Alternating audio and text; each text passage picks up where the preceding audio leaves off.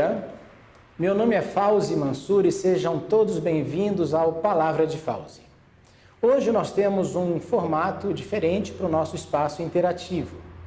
Eu estou aqui assim com dois amigos meus, Mauro e Willam, e nós vamos construir uma conversa sobre um tema bastante importante, bastante interessante.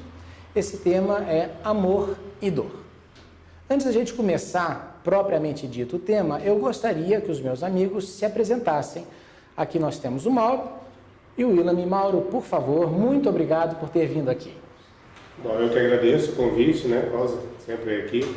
E, bom, meu nome é Mauro Rocha, para quem não me conhece, eu sou da Academia Cruzeirense de Letras, sou escritor e há um tempo já, né, nessa linha fazendo várias coisas dentro da cidade, participando de vários projetos culturais e futuramente querendo lançar um livro chamado Angústia dos Dragões, que acaba tendo um pouco desse seu tema que você está comentando. Muito obrigado. E, meu caro Willam, muito obrigado por ter vindo. Eu que agradeço pelo convite, como já foi apresentado, né? Sou um jovem psicólogo, né? Só que sou ator, na verdade, né? Tenho alguns trabalhos aqui, mais ou menos uns 5, 6 trabalhos já em Brasília como ator. E aí eu estou desenvolvendo um trabalho agora, e aí eu queria inclusive começar a nossa conversa sobre isso, né? Que é o nome do filme, chama Estilhaços Filmes, que nós estamos concorrendo ao Festival de Cinema de Brasília de 2018. E a gente traz um tema muito interessante, que é justamente sobre a questão do amor e da dor, né? Que é o tema da nossa conversa hoje. E aí fala sobre perda, sobre um pai que perdeu uma filha em um acidente de carro, e ele passa a lidar com aquilo depois. E eu já queria saber de antemão, né? Como que você vê essa relação? O que é interessante ser feito? Por exemplo, um pai perdeu uma filha e ele busca uma saída em alguma coisa que ele não sabe em que, por exemplo, né? E ele quer sair daquilo, quer tentar esquecer. O que você acha? Qual que é o ideal? Que tipo de linha de trabalho seguir de conselho para uma pessoa numa situação como essa? Olha, essa talvez seja a situação mais trágica possível que a gente pode imaginar para um pai ou uma mãe, a perda do seu filho. Isso aí eu não consigo imaginar dor maior. Sim.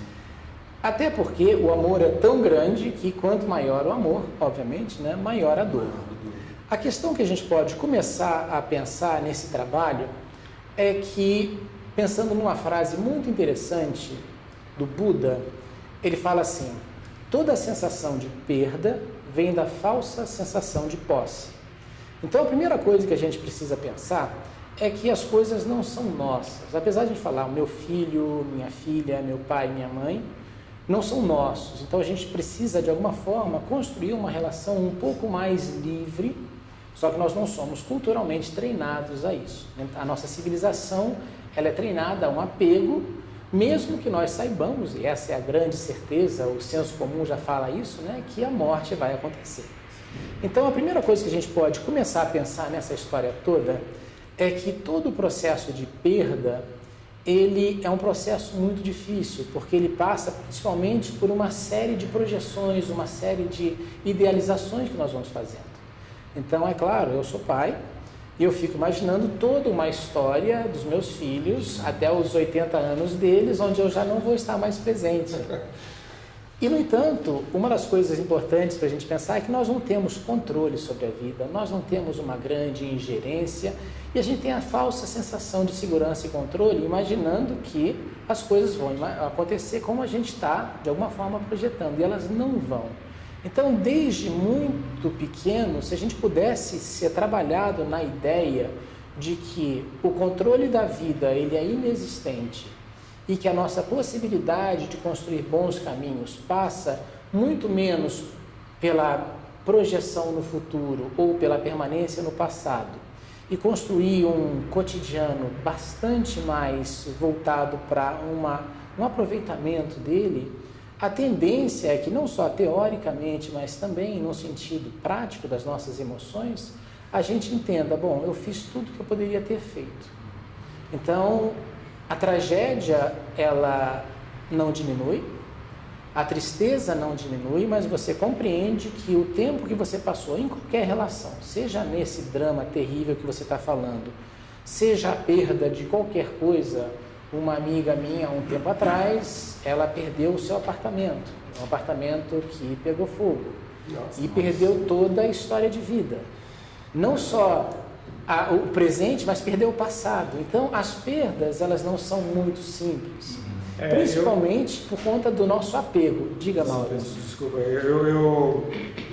esse relato, eu lembrei de um filme do Kieslowski chamado Liberdade Azul. Sim. Né? Liberdade Azul, que é das 3 cores. Isso. E que fala exatamente dessa questão da perda, né?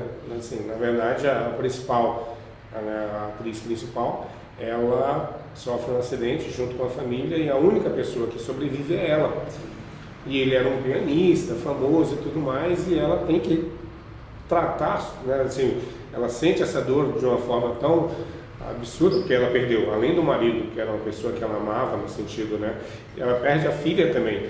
Então, sim, assim, né, ela perde 2 pessoas que para ela era tudo. E essa colocação, essa coisa toda de como ela vai lidar com isso, com essa dor de um amor perdido, é muito complicado. E acho que, e você falando essa questão cultural, você acha que de repente seria interessante as pessoas começarem também a pensar e a moldar as novas gerações para uma visão menos de apego, como você falou, no sentido de posse e tudo mais, e começar a mostrar o mundo também um pouco mais liberto, para que as pessoas consigam de repente amenizar essa dor? Olha, essa é uma questão excelente. Nós vamos fazer uma pequena pausa agora e daqui a pouco, quando a gente voltar, a gente vai falar exatamente sobre essa questão.